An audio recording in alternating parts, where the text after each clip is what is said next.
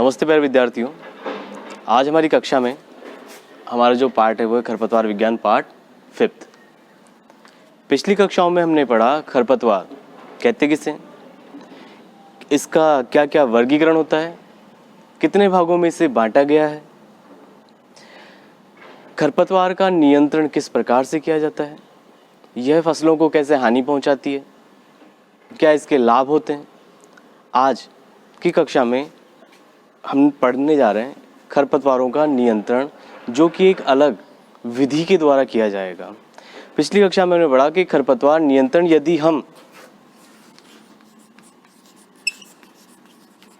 रासायनिक विधि से करते हैं तो उसकी कुछ सीमाएं होती है, लिमिट्स होती है।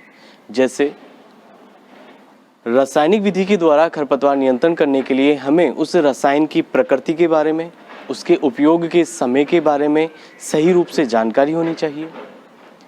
उन रसायनों की निश्चित मात्रा का छिड़काव ही फसल के अंदर करना है, अन्यथा फसल भी जल सकती है, नष्ट हो सकती है।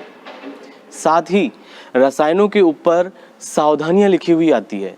उन सावधानियों को यदि हम ध्यान से देखें तो उसमें दिया हुआ रहता है कि यह रसायन छोटे बच्चों को या खेत में काम में करने वाले किसी भी प्राणी को हानि या नुकसान पहुंचा सकते हैं। अतः रासायनिक विधि के द्वारा यदि हम खरपतवार नियंत्रण करते हैं तो उसकी कुछ सीमाएं रहती है जिनका ध्यान रखते हुए हमें नियंत्रण करना चाहिए। आज हम खरपतवार नियंत्रण की एक ऐसी विधि पढ़ने जा रहे हैं जिसका उपयोग भारत देश में काफ़ी कम मात्रा में किया जाता है, लेकिन वह विधि बहुत महत्वपूर्ण है आने वाले समय के लिए। तो देखिए, वह विधि है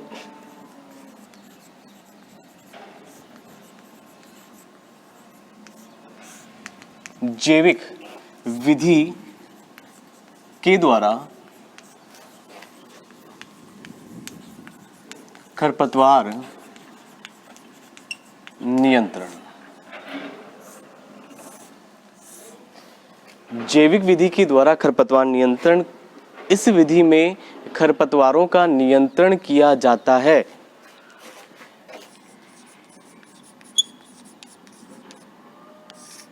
इस विधि में खरपतवारों का नियंत्रण किया जाता है उन पर आश्रित रहने वाले कवकों, जीवाणुओं या परजीवियों के द्वारा। ऐसे परजीवी जो खरपतवार को खा के नष्ट करते हैं उनके द्वारा, ऐसे जीवाणु या कवक जो खरपतवारों में रोग यानी बीमारी फैलाते हैं, तो सूक्ष्म जीवों के द्वारा या जीवों के द्वारा जीवों का नियंत्रण। इन सूक्ष्म जीवों के द्वारा खरपतवारों का नियंत्रण कहलाएगा हमारे खरपतवार नियंत्रण की जैविक विधि। इस जैविक विधि के संदर्भ में हम बात करें तो जब कभी भी हम खेत में लगी हुई खरपतवार को नष्ट करने के लिए एक विशेष प्रकृति के कवक, जीवाणु या परजीवी का चुनाव करते हैं तो हमें क्या क्या सावधानियां रखनी चाहिए, अन्यथा हमारे द्वारा खेत में छोड़ा गया कवक, जीवाणु, परजीवी या कोई विशेष कीट, यह कीट हमारी खरपतवार को तो खाएगा ही खाएगा खेत में लगी हुई को, साथ ही साथ हमारे द्वारा खेत में लगाई गई फसल को खाकर भी नष्ट कर सकता है। यानी ऐसा कीड़ा जो खेत में से खरपतवार के पौधों को खाकर नष्ट करेगा, लेकिन यदि खरपतवार पूर्णतः नष्ट हो गई उस कीड़े के द्वारा तो वह कीट हमारे द्वारा खेत में लगाई गई फसल को खाकर भी नष्ट कर सकता है। तो हमें खरपतवार नियंत्रण की जैविक विधि का चुनाव करते समय किन किन बातों का ध्यान रखना चाहिए, इस संदर्भ में देखिए। सबसे पहले तो वह जीव जिनके द्वारा खरपतवारों का नियंत्रण किया जाता है उन्हें जैव अभिकर्ता या जैविक कारक कहते हैं। जैव अभिकर्ता या जैविक कारक वह जीव होते हैं जिनके द्वारा खरपतवारों का नियंत्रण किया जाता है। तो देखिए, जब कभी भी किसी भी कीट या कवक, जीवाणु का चुनाव करा जाए खरपतवार को नष्ट करने के लिए तो उसमें क्या क्या गुण होने चाहिए। सबसे पहले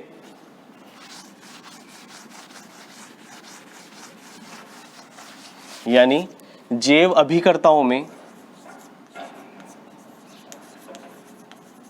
पाए जाने वाले गुण क्या होने चाहिए? हमारे द्वारा खेत में खरपतवारों को नष्ट करने के लिए यदि कोई कीड़ा छोड़ा जाए तो वह कीट केवल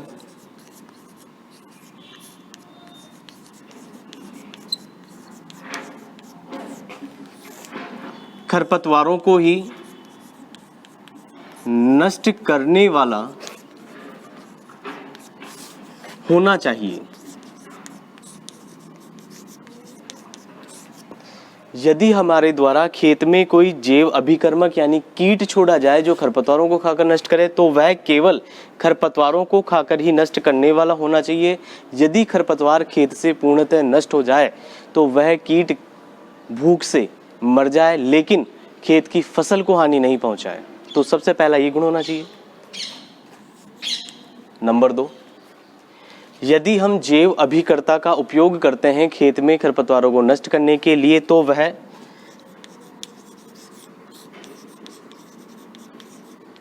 सभी प्रकार की जलवायु में जीवित बना रहे। यदि हमारे द्वारा खेत में कोई कीट छोड़ा जाए तो वह हमारे उस स्थान की सर्दी, गर्मी, वर्षा या किसी भी प्रकार की जलवायु में जीवित बना रहने वाला होना चाहिए। तीसरी विशेषता उस जैव अभिकर्ता में होनी चाहिए कि जिस किसी भी कीट या कवक का हम चुनाव करते हैं खरपतवारों को नष्ट करने के लिए तो वह कीट शीघ्रता से यानी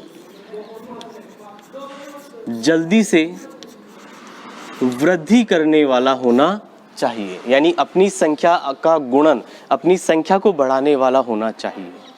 तो ऐसी कुछ विशेषताएं हमारे द्वारा चुने गए जैव अभिकर्ताओं में होनी चाहिए जिसके द्वारा वे जल्दी से जल्दी वृद्धि करें, हमारे खेत की सर्दी, गर्मी, वर्षा किसी भी प्रकार की जलवायु में जीवित बने रहें।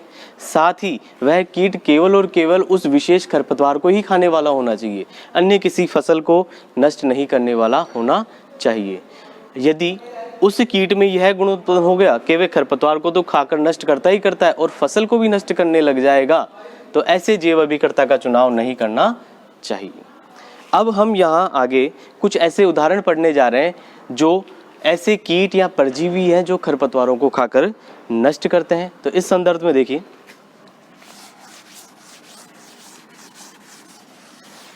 तो जैव अभिकर्ता कौन कौन से होते हैं, इनके उदाहरण क्या क्या है। तो कुछ मुख्य ऐसी खरपतवारों के उदाहरण हम पढ़ने जा रहे हैं जो विशेषकर अधिक संख्या में, अधिक मात्रा में फैलती है और उनका नियंत्रण किसानों के द्वारा आसानी पूर्वक नहीं किया जा सकता है।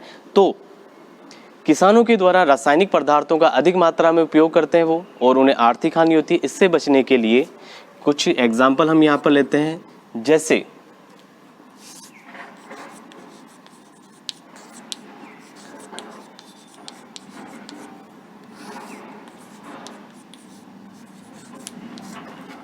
एक खरपतवार है हमारे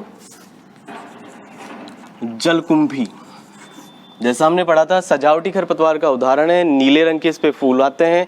जलकुंभी एक किसी भी स्थान को सजावट के रूप में, जलीय स्थान को सजावट के रूप में अच्छा बनाने के काम में लिया था, सजावट के काम में लिया था। यदि जलकुंभी किसी स्थान पर आवश्यकता से अधिक हो जाती है तो वह उस स्थान के जल में पाए जाने वाली ऑक्सीजन की मात्रा का अवशोषण कर लेती है और उस जलाशय में पाए जाने वाले जलीय जीव ऑक्सीजन की कमी के कारण मरने लग जाते हैं। तो जलकुंभी का नियंत्रण करने के लिए हम एक विशेष कीट जो हमारा जैव अभिकर्ता है का उपयोग करते हैं। उस कीट का नाम है निकोटियाना ब्रूची। साथ ही आगे हम एक इसी श्रेणी में एक अगला उदाहरण लेते हैं।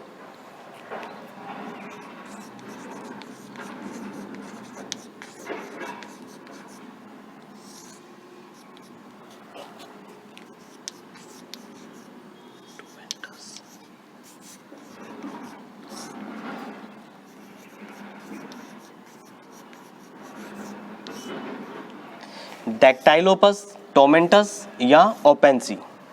यह एक ऐसा कीट है जो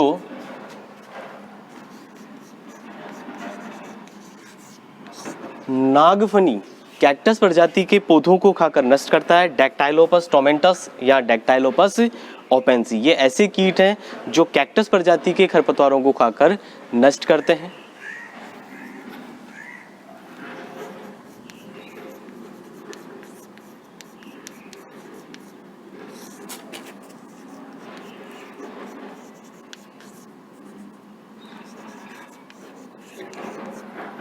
एक कीट का हम यहाँ पर नाम लिख रहे हैं, जाइकोग्रामा बाइकोलेरेटा। जाइकोग्रामा बाइकोलेरेटा।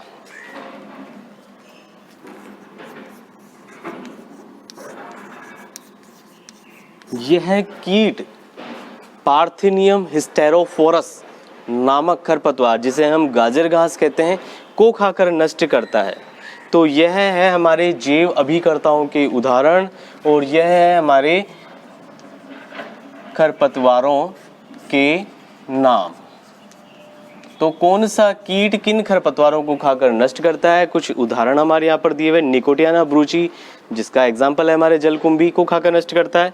डैक्टाइलोपस टोमेंटस या ओपेंसी, यह कीट नागफनी को खाकर नष्ट करते हैं। साथ ही जाइकोग्रामा बाइकोलेरेटा, जो गाजर घास को खाकर नष्ट करता है।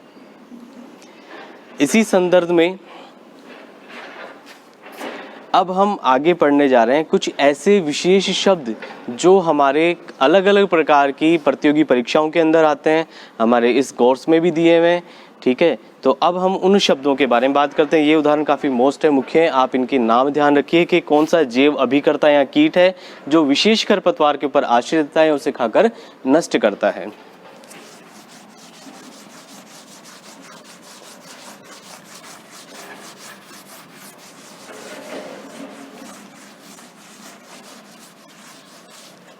इसी संदर्भ में हम आगे बढ़ते हैं और कुछ मुख्य पॉइंट बिंदु जो कि कमेंट्स में आते हैं या हमारे इस कोर्स में विशेष महत्व रखते हैं, उनके बारे में चर्चा करने जा रहे हैं। तो देखिए, सबसे पहले बच्चों ने कमेंट में पूछा था, क्रांतिक अवस्था किसे कहते हैं? तो क्रांतिक अवस्था का मतलब होता है पौधे के जीवन काल का वह समय। खेत में हमने भूमि में बीज लगाया, तो बीज लगाने के बाद उसका अंकुरण होता है। अंकुरण होने के बाद उस पर फली या उसका बाली लगती है और कुछ समय पश्चात उसका जीवन काल पूरा हो जाता है। यानी बीज बोने से लेकर उसके संपूर्ण जीवन काल का वह समय जब उस पौधे को पानी की सबसे अधिक आवश्यकता होती है या उसकी शरीर की वृद्धि सबसे ज़्यादा होती है। तो पौधे के जीवन काल का वह समय, बीज बोने से लेकर उसकी कटाई तक का वह समय जब उस पौधे को सबसे अधिक पानी की आवश्यकता होती है या उसकी वृद्धि, शारीरिक वृद्धि सबसे अधिक होती है, तो उस समय को या उस अवस्था को हम कहते हैं क्रांतिक अवस्था। सभी फसलों की क्रांतिक अवस्थाएं अलग अलग प्रकार की होती हैं, जो कि हम अगले टॉपिक यानी हमारे अगले लेसन में क्लियर करेंगे। उदाहरण के तौर पर यदि हम खेत में किसी भी दलहनी फसल को लगाते हैं, दाल वाली फसल को लगाते हैं, तो उसकी सबसे मुख्य क्रांतिक अवस्था शरीर की वृद्धि की अवस्था या उसे सबसे ज़्यादा पानी की आवश्यकता होती है।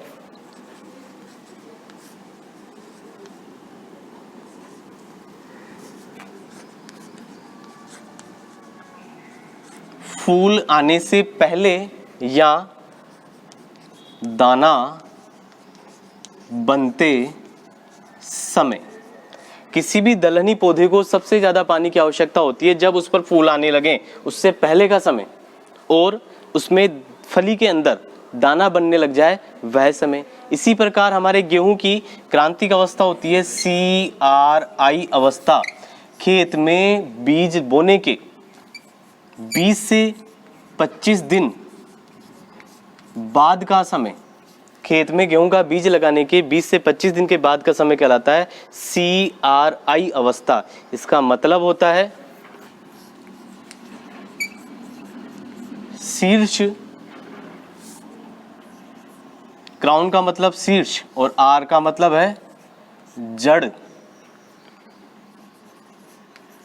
फुटान, और I है हमारी स्टेज, इरिगेशन स्टेज, अवस्था। जब खेत में हमने गेहूं का बीज लगाया और गेहूं का बीज लगाने के 20 से 25 दिनों के बाद उसमें से बीज के ऊपर से होती हुई एक जड़ निकलती है जो नीचे जाती है और बीज में दो पत्ती का निर्माण हो जाता है। तो यह अवस्था जब गेहूं के बीज के ऊपर से होती हुई एक जड़ निकलती है भूमि के अंदर और उस पर दो पत्तियों का निर्माण हो चुका होता है, यह अवस्था गेहूं की कहलाती है CRI अवस्था, शीर्ष जड़ फुटान अवस्था। इस समय इस फसल को सबसे अधिक पानी की आवश्यकता होती है। तो जिस समय पौधे को सबसे अधिक पानी की आवश्यकता होती है वह अवस्था या समय कहलाता है उसकी क्रांतिक अवस्था। आगे हम पढ़ने जा रहे हैं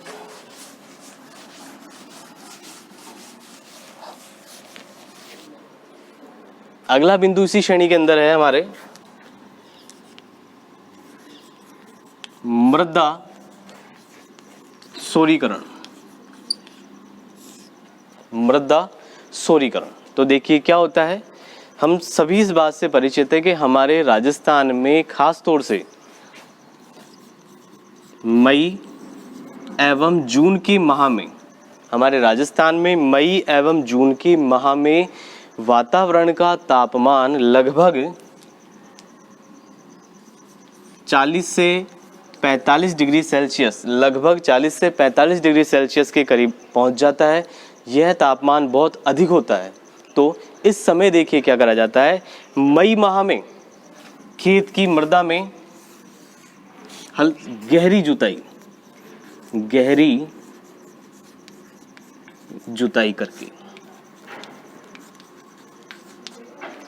मई के माह में खेत में गहरी जुताई करके मिट्टी को ऐसे के ऐसे खाली छोड़ देना, बिना समतल करे हुए है जैसी अवस्था में खाली छोड़ देना।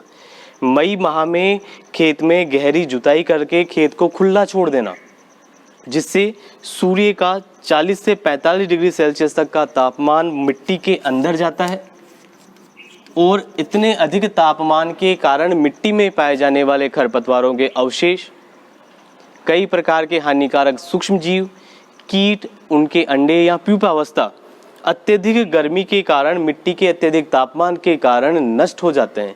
इस अवस्था को कहा जाता है, क्रिया को कहा जाता है मृदा क्षौरीकरण, यानी सूर्य के प्रकाश के द्वारा मृदा को निर्जमीकृत करना।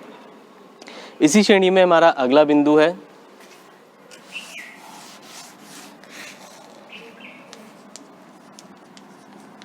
Stall seed bed. Stall seed bed का मतलब देखिए क्या होता है, ये कॉम्पिटिटिव एग्जाम का क्वेश्चन है, काफी मुख्य है। स्टॉल सीड बेड का अर्थ क्या होता है, खेत में फसल को बोने से पहले, खेत में फसल को बोने से पहले हम खेत में एक बार गहरी जुताई करते हैं। खेत में फसल को बोने से हम पहली बार एक बार गहरी जुताई करते हैं और फिर उस खेत में कर देते हैं सिंचाई। खेत में फसल बोई नहीं है, फसल को बोने से पहले एक बार गहरी जुताई करना और उसमें सिंचाई कर देना, पानी दे देना, जिससे खेत की मिट्टी के अंदर पड़े हुए पुरानी फसलों के, पुरानी खरपतवारों के अवशेष अंकुरित हो जाते हैं और उनका स्फुटन हो जाता है और वह उस खेत की मृदा में उग जाते हैं। उन उगे हुए खरपतवारों को हम रासायनिक विधि के द्वारा, भौतिक या यांत्रिक विधियों के द्वारा नष्ट कर देते हैं और खेत को खरपतवारों से रहित बना देते हैं। इस क्रिया को कहा जाता है स्टॉल सीड बेड। खेत को खरपतवारों से मुक्त रखने की क्रिया फसल को बोने से पहले कहलाती है स्टॉल सीड बेड। इसी श्रेणी में एक शब्द आता है शून्य भू परिष्करण। शून्य भू परिष्करण का अर्थ होता है, सबसे पहले हमें समझना है भू परिष्करण। भू परिष्करण के संदर्भ में हमने पढ़ा था, जैंथ्रोट्रोल का नाम आया था और जैंथ्रोट्रोल जिन्होंने खरपतवार शब्द दिया था। ठीक है, अब भू परिष्करण के बारे में बात करते हैं। खेत में बीज को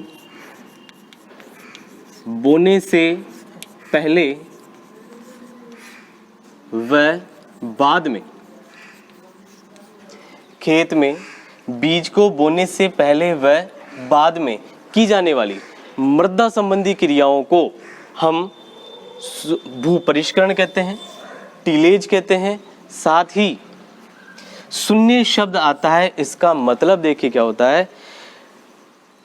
हम राजस्थान में, और राजस्थान की मृदा बालू प्रकृति की है, और बालू मिट्टी में यदि लगातार बार बार गहरी जुताई की जाएगी तो वह मिट्टी ज़्यादा भुरभुरी होने के कारण हवा से उड़कर या पानी से बहकर अधिक दूरी तय करेगी या उसका कटाव अधिक होगा। तो मिट्टी के कटाव को रोकने के लिए, यानी हमने पढ़ा कि मिट्टी में बीज को बोने से पहले या बाद में की जाने वाली मृदा संबंधी क्रियाओं को कहते हैं भू परिष्करण। और अगर आप ज़्यादा भू परिष्करण क्रियाएं करते हैं तो मिट्टी का कटाव ज़्यादा होता है, मिट्टी ज़्यादा बहकर या उड़कर जाती है। तो हम उस स्थान पर पाए जाने वाली खरपतवारों को नष्ट करने के लिए कुछ विशेष खरपतवार नाशी आते हैं, जैसे जिन्हें हम कहते हैं पैराक्वाट,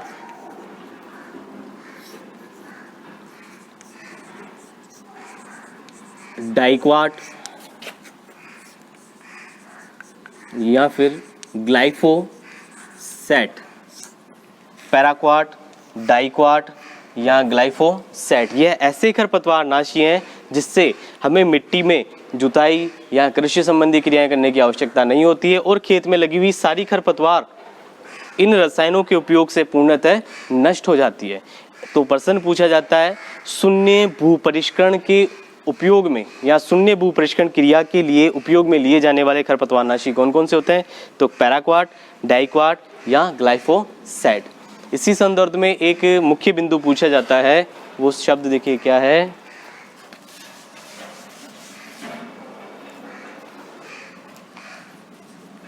जैविक खरपतवार नाशी। तो जैविक खरपतवारनाशी का मतलब होता है सूक्ष्म जीवों के द्वारा बनाए गए खरपतवारनाशी। सूक्ष्म जीवों से तैयार किए गए रसायन कहलाते हैं जैविक खरपतवारनाशी, जो खरपतवारों को नष्ट करते हैं। उदाहरण के लिए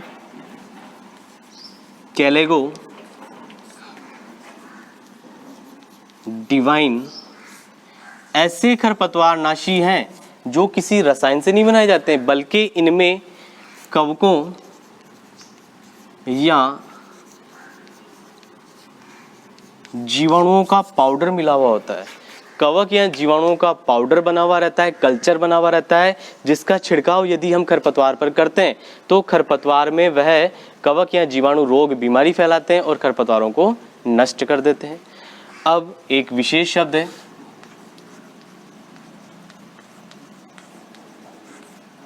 एलिलोपैथी। एलिलोपैथी एक ऐसा शब्द है जिसके बारे में हम सभी को पता होना चाहिए, जो खरपतवारों से बहुत महत्वपूर्ण है, खरपतवारों के पॉइंट में बहुत महत्वपूर्ण शब्द है एलिलोपैथी। देखिए क्या होता है, खरपतवार का पौधा अपनी जड़ों से ऐसे रसायन, विषैले जहरीले रसायनों का स्त्राव करता है, जिससे यदि खरपतवार के पौधे की जड़ के पास कोई बीज उग भी जाए, फसल का यदि कोई बीज उगता है तो यह जड़ें, खरपतवारों की जड़ें अपने अंदर से विषैले या जहरीले रसायनों का स्त्राव करती है, जो उस बीज को, फसल के बीज को उगने नहीं देती है, उसके अंकुरण को रोक देती है, नष्ट कर देती है। तो जिससे वह बीज नष्ट हो जाता है और किसानों को आर्थिक हानि होती है। तो खरपतवारों की जड़ों से निकलने वाले वह विषैले जहरीले रसायन जो बीजों के अंकुरण को रोक देते हैं, तो खरपतवारों का यह गुण कहलाता है एलिलोपैथी गुण। और खरपतवारों से निकलने वाले, उनकी जड़ों से निकलने वाले रसायन कहलाते हैं एलिलोपैथी रसायन। तो यह कुछ शब्द हैं हमारे खरपतवार विज्ञान के चैप्टर से संबंधित। इन सभी को आप डिटेल से पढ़ें। यदि कोई समस्या है तो आप कमेंट में पूछ सकते हैं। साथ ही हमारे बुक के जितने भी महत्वपूर्ण बिंदु हैं, मुख्य प्रश्न उत्तर हैं, उन सभी का आप अध्ययन करें और उन सभी पर विशेष ध्यान दीजिए। ठीक है। इसी संदर्भ में यदि आपको कोई परेशानी हो, कुछ छोटे मोटे जो क्वेश्चन है, हमारे मुख्य बिंदु है, जैसे हमारे सापेक्ष खरपतवार से संबंधित हैं, यानी फसल संबंधित खरपतवारों के उदाहरण आपको पता होना चाहिए। साथ ही खरपतवारों का मनुष्य के जीवन पर क्या हानिकारक विपरीत प्रभाव पड़ता है, ये हमें पता होना चाहिए। एक होते हैं हमारे संपर्क और स्थानांतरित खरपतवारनाशी रसायन, इन सभी के बारे में हमें पता होना चाहिए। साथ ही अभी हमने पढ़ा जैव अभिकर्ता का उपयोग या चुनाव करते समय किन किन बातों का ध्यान रखना है, वह हमें ध्यान होना चाहिए। और कम से कम दो जैव अभिकर्ताओं के उदाहरण हमें याद होने चाहिए। साथ ही ये मुख्य बिंदु जो खरपतवारों से संबंधित है और खरपतवार नाशी रसायनों के वैज्ञानिक उदाहरण भी आपको याद होने चाहिए। ठीक है, अब इसी खरपतवार के संदर्भ में ये हमारे मुख्य बिंदु कंप्लीट हो चुके हैं। अब बेटा आप सभी को ध्यान देना है,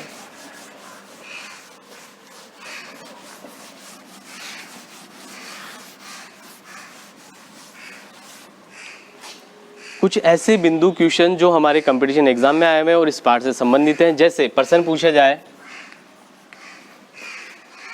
चौड़ी पत्ती, चौड़ी पत्तियों वाली खरपतवारों को नष्ट करने के लिए कौन सा रसायन काम में लिया जाता है, कौन सा रसायन काम में लेते हैं, उपयोग में लेते हैं। और यदि हमारे पेपर में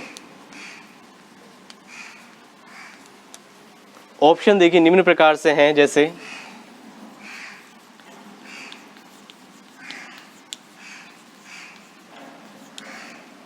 आइसोप्रोटीयूरोन,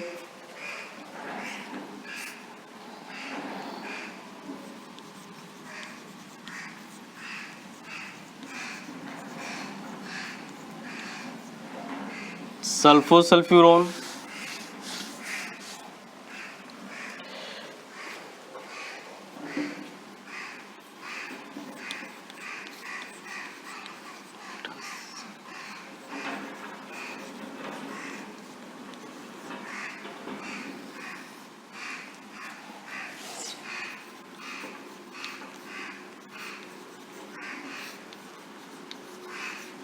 ध्यान दीजिए बेटा, मुख्य रूप से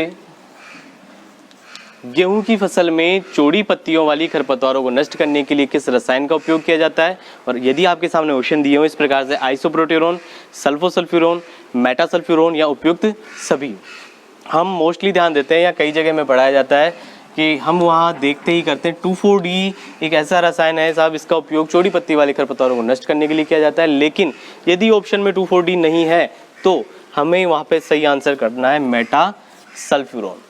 मेटासल्फ्यूरोन का उपयोग किया जाता है चौड़ी पत्ती वाली खरपतवारों को नष्ट करने के लिए, क्योंकि वर्तमान समय में जितनी भी फसलें हैं उन सभी में जो गेहूं की फसल में जो चौड़ी पत्ती वाली खरपतवार लगती है उनमें 2,4-D से लड़ने की प्रतिरोधकता उत्पन्न हो चुकी है और 2,4-D का उपयोग करने पर वह खरपतवारें सही प्रकार से नष्ट नहीं हो पाती है। अतः हम 2,4-D के स्थान पर उपयोग करते हैं मेटासल्फ्यूरोन। इसी संदर्भ में क्वेश्चन पूछा गया है, यदि यहाँ प्रश्न पूछा जाए सक्रिय पत्तियों वाली खरपतवारों को नष्ट करने के उपयोग में लिया जाने वाला रसायन है, तो मुख्य रूप से हम पढ़ते हैं वहाँ पे आइसोप्रोटीयूरोन।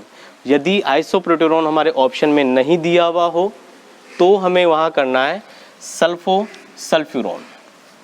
सल्फोसल्फ्यूरोन सक्रिय पत्ती वाली खरपतवारों को नष्ट करने के काम में लिया जाता है और ये हमारे मेटासल्फ्यूरोन काम में लिया जाता है चौड़ी पत्ती वाली खरपतवारों को नष्ट करने के लिए। तो ऐसे कई महत्वपूर्ण प्रश्न आते हैं, उन सभी का आपको अध्ययन करना है। अब आगे जो हमारा टॉपिक रहेगा वह रहेगा फसलों में की जाने वाली सिंचाई, कौन कौन सी विधियां हैं, कौन कौन सी क्रांतिक अवस्था है, उनकी क्या जलमांग होती है और क्या क्या सावधानी रखनी चाहिए। ठीक है।